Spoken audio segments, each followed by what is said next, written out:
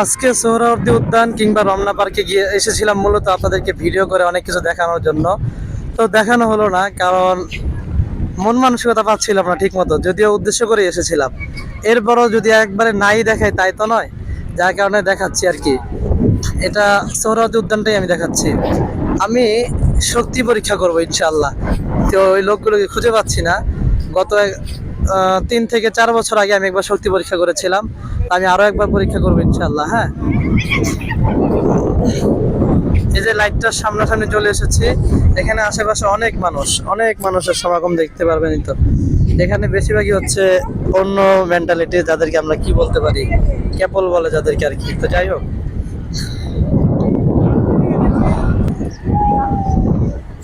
আল্লাহ, এই যে এটা হচ্ছে জাদুঘর।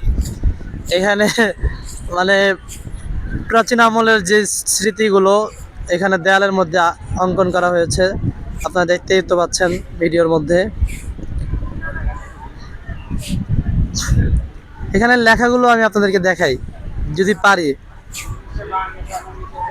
এখানে লেখাগুলো বোঝা যাচ্ছে না সেরকম ভাবে, তবে ছবিগুলো আপনারা তো অবশ্যই দেখতে পাচ্ছেন ক্যামেরার মাধ্যমে। আমার নানার ছবি নাই। এটার নিচে কিন্তু জাদুঘর, এই যে দেখতে পাচ্ছেন আলোর সিস্টেম করে রাখছে, এখান দিয়ে আলো ঢুকতেছে নিচে। এভাবে আরো অনেকটাই দিচ্ছে আর কি।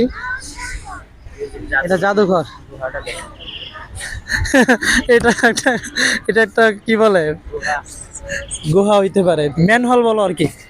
যাই হোক, এটা হলো জাদুঘরের আপনার বেশি তেরিং মেরিং করবেন, দেশের মধ্যে বিশৃঙ্খলা তৈরি করবেন, অশৃঙ্খল করবেন, আপনারা এই ম্যানহোলের মধ্যে ঢুকিয়ে রেখে দিব। জাস্ট ফান করলাম।